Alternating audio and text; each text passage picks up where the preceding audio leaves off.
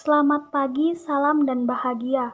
Saya Vivi Oktaviana Peso dari Prodi Manajemen kelas 3A05. Baik, di sini saya akan menyampaikan pendapat saya tentang RUU Cipta Kerja atau Omnibus Law. Tugas ini saya buat untuk memenuhi tugas sosial dan politik. Yang pertama, kita harus tahu apa itu Undang-Undang Cipta Kerja beserta tujuannya.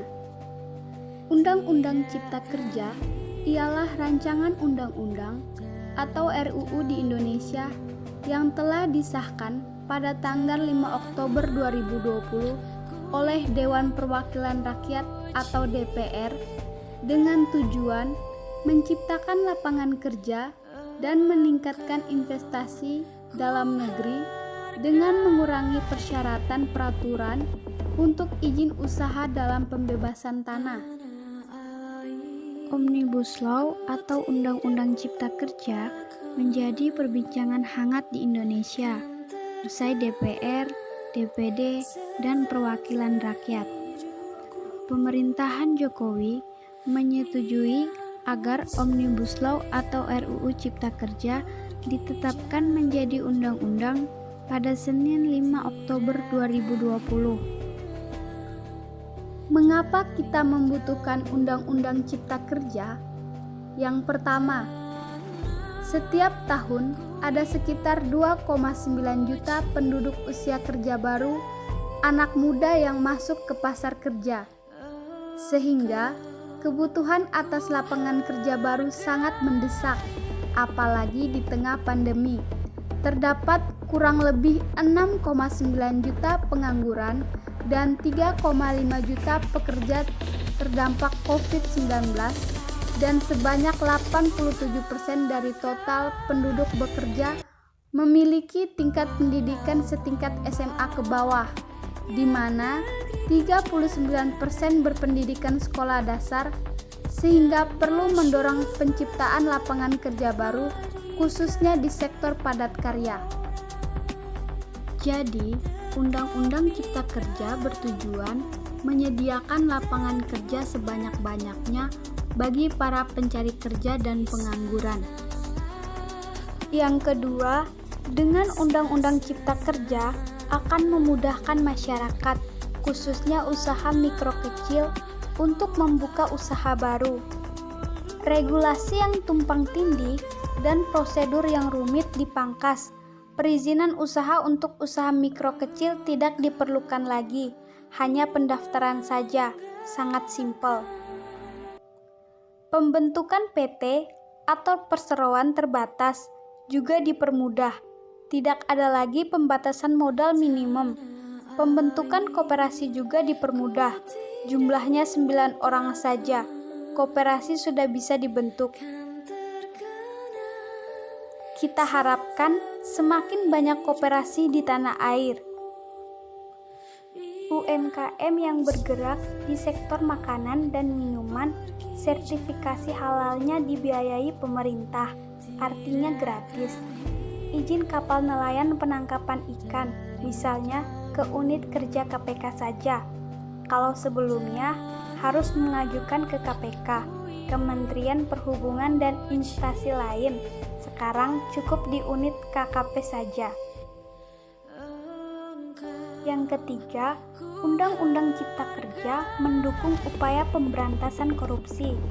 Ini jelas karena dengan menyederhanakan, dengan memotong, dengan mengintegrasikan sistem perizinan secara elektronik, maka pungutan liar, pugil dapat dihilangkan.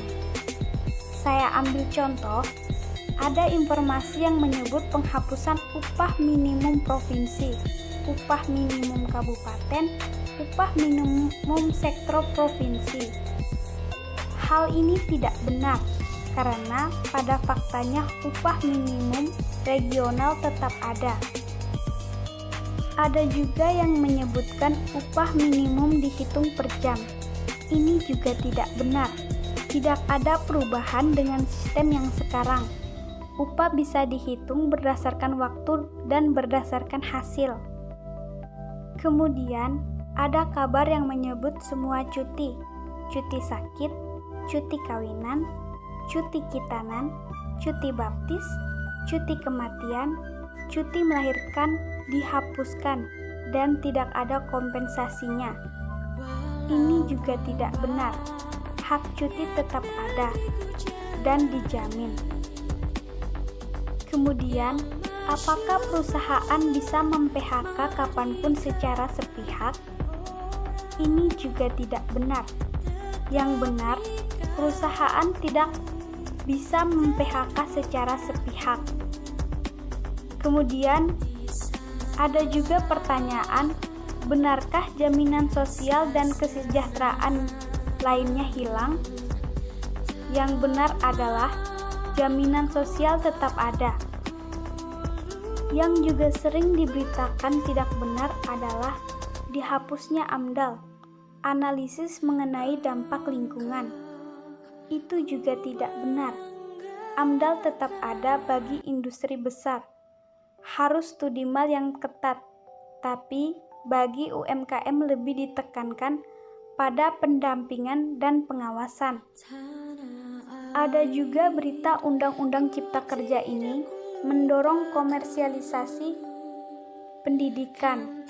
Ini juga tidak benar, karena yang diatur hanyalah pendidikan formal di kawasan ekonomi khusus, di KEK, sedangkan perizinan pendidikan tidak diatur dalam Undang-Undang Cipta Kerja ini, apalagi perizinan di pondok pesantren tidak diatur sama sekali dalam Undang-Undang Cipta Kerja, dan aturannya yang selama ini ada dan tetap berlaku. Syarat-syarat kemudahan berusaha tersebut diantaranya pendirian UMKM dipermudah menjadi berbasis pendaftaran saja, tidak perlu izin agar tidak lama dan mahal. Kemudian, mendirikan koperasi cukup 5 orang saja. Mendirikan PT juga disederhanakan, cukup 1 orang saja. Tujuannya agar UMKM dapat menjadi badan hukum, sehingga bisa bankable, bisa dapat dikredit. Sekian pendapat dari saya. Jika ada salah kata, saya mohon maaf. Salam dan bahagia. Sekian dan terima kasih.